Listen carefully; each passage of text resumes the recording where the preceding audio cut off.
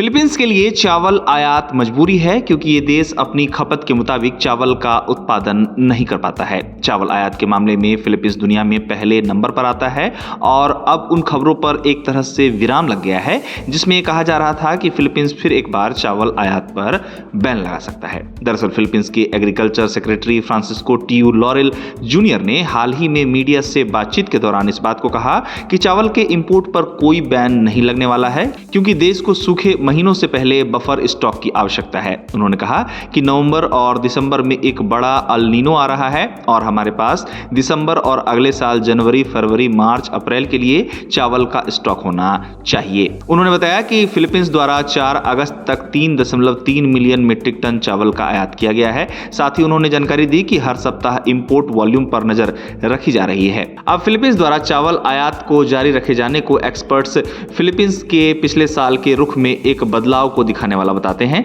जब पिछले साल फिलीपींस के एग्रीकल्चर डिपार्टमेंट ने फसल के मौसम के दौरान फर्मेंटेड कीमतों को सपोर्ट करने के लिए सितंबर से दिसंबर तक चावल इंपोर्ट पर बैन लगा दिया था। एग्रीकल्चर सेक्रेटरी लॉरेल ने अब इस बात की जानकारी दी है कि स्थानीय चावल की कीमतों में गिरावट से बचने के लिए सरकार इस बारिश के मौसम में किसानों से 5 लाख टन प्ले खरीदेगी, जिसका उद्देश्य देश के फूड सिक्योरिटी को पक्का करने के साथ ही चावल का बफर स्टॉक बनाए रखना है और देश में चावल की सप्लाई तथा कीमतों को स्थिर रखना भी है। बताया गया है कि किसानों को कम कीमतों से बचाने और अल नीनो के खतरे के बीच खेती के इरादे को बनाए रखने के लिए प्ले की खरीद बढ़ाने का निर्देश दिया गया है। लॉरेल ने बताया कि नेशनल फूड अथॉरिटी को सितंबर तक अपने वेयर हाउस खाली करने का आदेश दिया गया है ताकि प्ले की ज्यादा खरीद के लिए जगह बन सके और बेटेंग बिगास मेरोन एनए प्रोग्राम के तहत पुराने लेकिन अच्छी क्वालिटी वाले स्टॉक को तेजी से निपटाया जा सके। साथ ही जानकारी दी गई है कि नेशनल फूड अथॉरिटी ने गीले प्ले के लिए 21 पेसो प्रति किलो और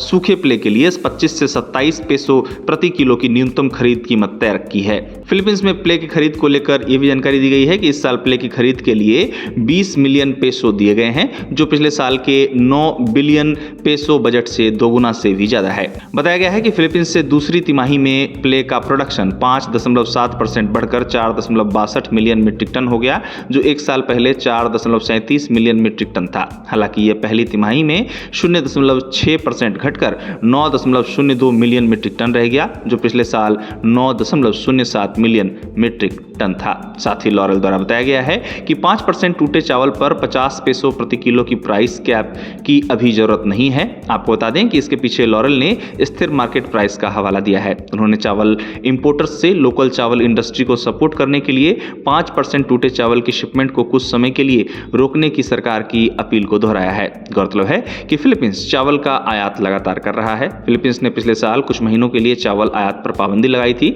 जिससे वियतनाम को खासा फर्क पड़ा था क्योंकि फिलीपींस को वियतनाम द्वारा सबसे ज्यादा चावल का निर्यात किया जाता है। चावल आयात को लेकर हाल ही में फिलीपींस की रुचि में बदलाव भी देखने को मिला है, जहां फिलीपींस वियतनाम के अलावा म्यांमार और अन्य देशों से भी चावल का आयात कर रहा है। हाल ही में यह देखा गया कि फिलीपींस म्यांमार से भी चावल आयात बढ़ा रहा है। अब फिलीपींस द्वारा हाल ही में म्यांमार के चावल में बढ़ती रुचि को लेकर म्यांमार के एक चावल निर्यातक ने कहा कि फिलीपींस के खरीदारों ने म्यांमार की प्रीमियम वैरायटीज में गहरी दिलचस्पी दिखाई है, जो लोकल पसंद से मेल खाती है। फिलीपींस के सालाना चावल आयात की बात की जाए तो यह देश सालाना 3.5 से 4.2 मिलियन मीट्रिक टन चावल का आयात करता है। एक अनुमान में बताया गया है कि फिलीपींस इस साल 5.2 से 5.7 मिलियन मीट्रिक टन चावल का आयात कर सकता है। अब जहां तक भारत द्वारा फिलीपींस को चावल निर्यात की बात है तो भारत सरकार फिलीपींस के साथ सरकारी स्तर यानी कि G2G और निजी क्षेत्रों के जरिए अपने चावल के निर्यात का दायरा बढ़ाने का प्रयास कर रही है। फिलहाल फिलीपींस से चावल को लेकर ताजा अपडेट यह है कि फिलीपींस के एग्रीकल्चर सेक्रेटरी